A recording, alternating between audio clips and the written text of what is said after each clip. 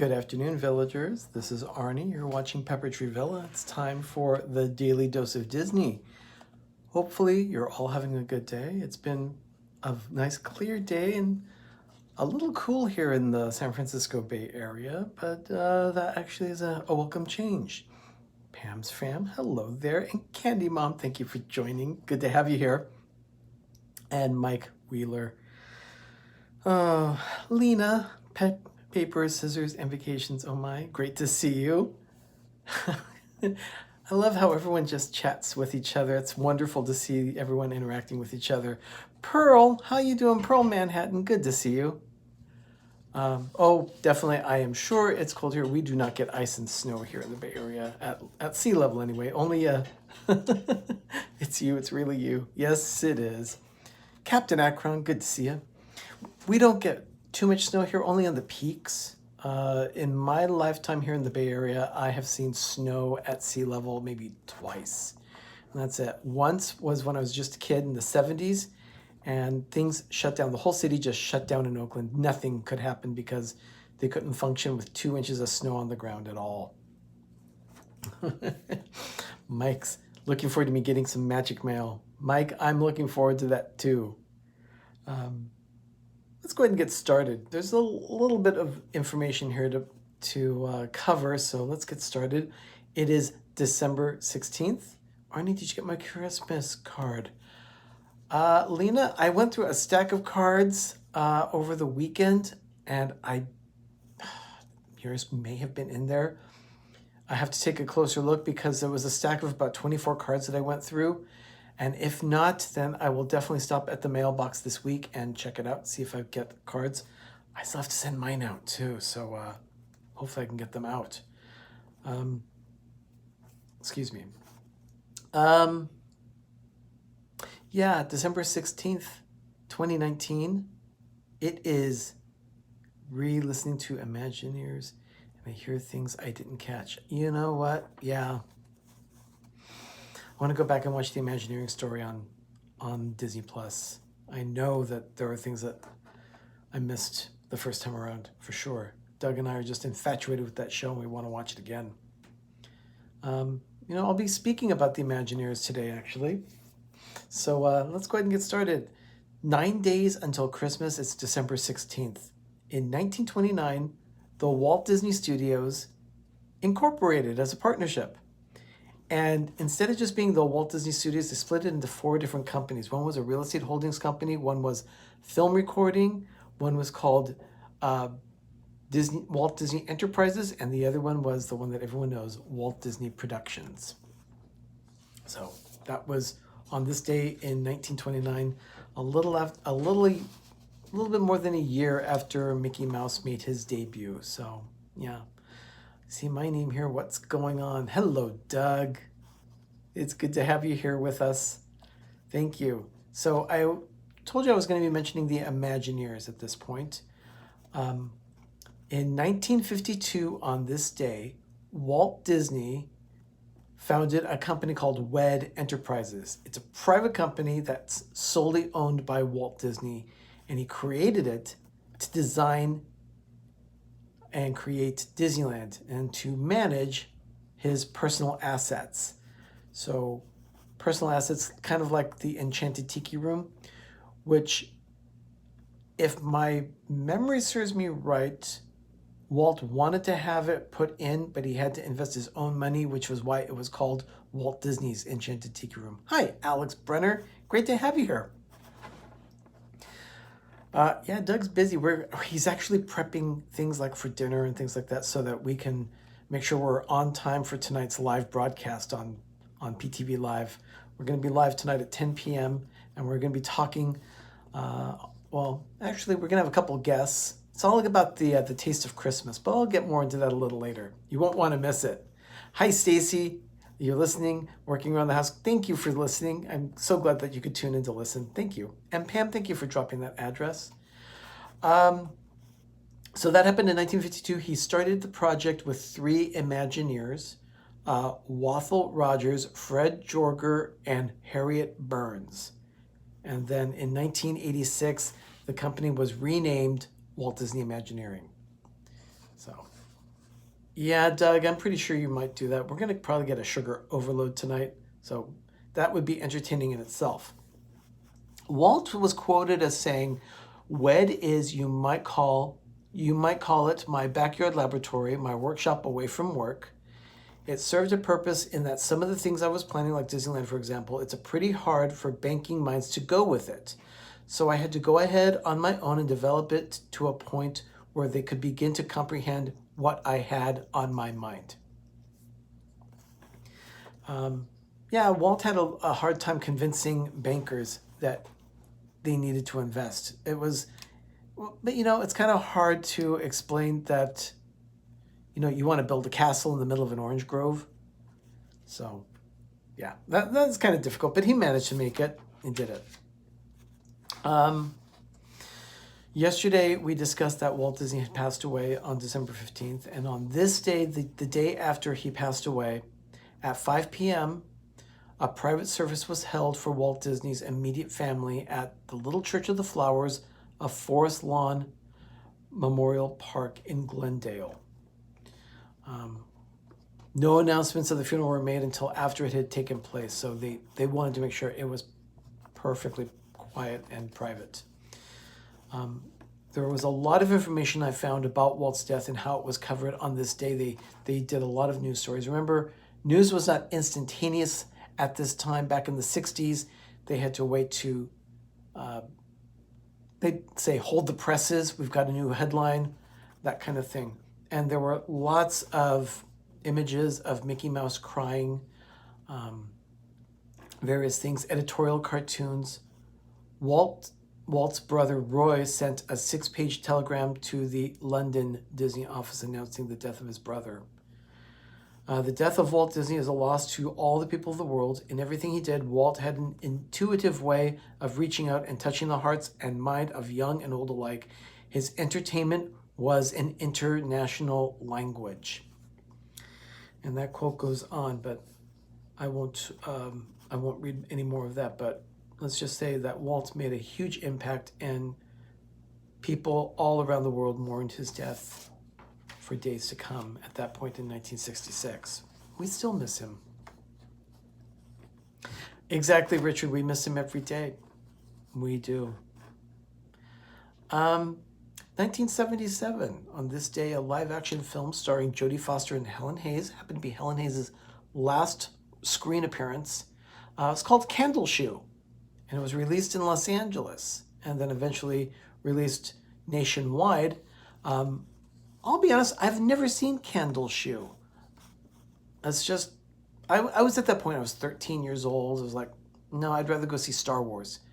So Candle Shoe just kind of like fell off to the wayside for me. But I've never seen it. I think I will definitely give it a try. Hopefully I can find it on Disney Plus. So maybe I can do that. The next year, 1978, they released a cartoon. And it was actually directed by Don Bluth. So Disney's animated short called The Small One. It was set in the town of Bethlehem. It's based on a children's book, but it's called The Small One, released in 1978. And then on December 16th, 1983, the film The Rescuers was re-released in the movie theaters, but accompanying that film was a new short from the Disney company. It was called Mickey's Christmas Carol. I love this cartoon. You actually see Mickey Mouse cry in it as Bob Cratchit losing his son. Danny of Two Real Geeks, good to see you. One of my support channels is here in the chat today. It's good to have you. And then also on this day in 1983, the very first Mickey's Very Merry Christmas Party premiered at the Magic Kingdom. Boy, did that start a legacy. Quite a bit. December 16th, 1990, The Commissary opened at Disney MGM Studios. It's interesting, the studios did not open with The Commissary. You're right, Richard. Don Bluth is a treasure. He created a lot of things, not just things for the Disney company, but of course he went on to create his own animation studio and gave Disney a run for their money. Of course, he always had problems with funding and money, so that's one thing that happened to his studio. But that's for another video sometime. Doug and I watched a great video by a guy named Saberspark about Don Bluth and what happened to him. It was very interesting. So anyway, December 16th, 1994, after renovations, Walt Disney World's Magic Kingdom finally reopened Snow White's attraction, but it was no longer just Snow White's Adventures. It opened as Snow White's Scary Adventures, matching the name of what it is in Disneyland. And also in Tomorrowland Magic Kingdom, a new attraction had a soft opening on this day in 1994. Alien Encounter. Alien Encounter, the new extraterrestrial, opened on with a soft opening on this day in 1994. I saw it for the first time in January of 96. So a little over a year it had been open, and I personally liked it. Doug didn't care for it, but the seat that he was in didn't work too well. It freaked me out. I liked it. It was interesting. And then they did the overlay with Stitch's Great Escape, which just was not the same. Oh well. 1997. Now, yesterday, Walt died in 1966. In 1997, his wife Lillian had a stroke on Walt's death day. And then she just died in her sleep that night, in the middle of the night, 1997. She just peacefully died in her sleep in her room in Los Angeles. She suffered a stroke the day before, and then she passed away. She was 98. I mean, a full, long life. But it's just interesting that they died just a day apart from each other. Of course, years apart, but almost on the same day. And here's another interesting thing. I didn't really make that connection until doing the research. Roy Disney, Walt's nephew, Roy, who had struggled so hard getting the studio back into the right. Disney Boffins, good to see you. Oh, Jay, thank you so much for joining. Jay, oh, great to see you. Thank you. It is good to have you here. And Blue Nose, thank you. So Roy Disney passed away on this day too. He was at the age of 79. He died in a hospital in Newport Beach in 2009 at the age of 79. He had been battling stomach cancer for a year. And he was able to pretty much regain control for what he wanted to do with the Walt Disney Company, getting rid of Michael Eisner. It took a lot of time to do that, but it managed to happen.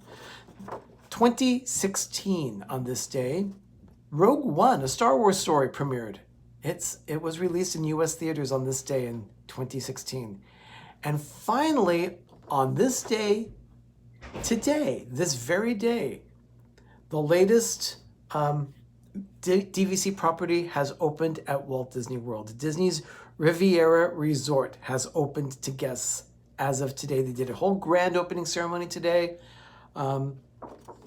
So yeah, Disney's Riviera Resort is now taking guests in, and I am sure that they are enjoying it. Oh, Cynthia, you enjoyed watching it live. See, I didn't get a chance to watch it live this morning, but I'm sure it was a wonderful time. I won't say a thing, Cynthia. Nothing. Yeah, you know what, Amy? It does look like a good resort, so I'll check it out when Doug and I go down and visit Walt Disney World. I'm sure we want to go visit as many of the resorts as possible.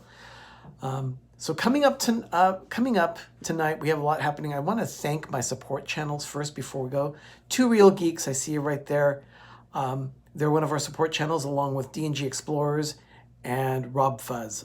Those three channels support us in many different ways. I just can't say enough great things about them. They've been so helpful to us. So also, if you have not hit that like button, please go ahead and do so. It really helps keep the algorithms of YouTube up. And speaking of Two Real Geeks, Danny, can you let me know, is Jess doing her show tonight for entertainment or not? If you could let me know, I'd really appreciate that, and that way I can plug it here. I know coming up at 7 p.m. Eastern, we have Mickey sightings, provided that they're back from Disney World. I don't know, maybe they might go live, I'm not sure. Oh, and she is live at 9:30 tonight with Christmas movie trivia. Okay, thank you, Danny. Thank you. So tonight we have at 8 o'clock, we have Steve's World. At 9 o'clock, we have Mickey's Magic. And then at 9:30, we have Two Real Geeks. And then at 10 p.m. tonight, we are running a little later tonight. Have to make a Walmart run. Nice, Danny. Nice. But at 10 p.m. tonight, join us as we do here on Pepper Tree Villa, PTV Live. It is the Taste of Christmas. Yeah, that's right, Doug. We call Walmart Cloud 9 because of the show Superstore. So we're doing PTV Live tonight at 10 p.m., the Taste of Christmas. We have all of things for gingerbread, peppermint, eggnog. Check it out. You're going to want to watch this. You don't want to miss it at all. Rob Fuzz will be joining us tonight. And we're also going to be joined by Jim of More Sunshine, Please. So it's going to be all 4 channels on screen at the same time, and we're all going to be sharing treats of the season. So I am really looking forward to this one. We had a lot of fun in the fall with tasting all things pumpkin spice and apple, maple, and Doug had a bit of a problem with a lot of it because it just kind of like went on sugar overload, and he didn't like a lot of the stuff. I'll probably take a nibble of most of these things that we taste. Kay Atwood, nice to see you. It is great to have you with us. Thank you. So we're looking forward to tasting various types of gingerbread and maple, not maple, but eggnog and peppermint. So join us tonight as Ben, Doug and me, Doug and I rather, and Rob Fuzz and Jim of More Sunshine Please sample the tastes of Christmas. You're not going to want to miss it. In the meantime, everyone, I got to get back to my office, my desk. I've got a lot of work to do. This is my last week in the office until after New Year's, so I got to make sure that I make every moment count. Everyone, thank you so much for joining me for this episode of The Daily Dose today. I really appreciate you being with me, and I hope you've had a magical day. Have a magical evening as well. And remember, have a great, big, beautiful tomorrow. I'll see you tomorrow with another edition of The Daily Dose of Disney. And I'll see you tonight on PTV Live at 10 p.m. Eastern. Good night, everyone. I'll see you later on tonight. Bye.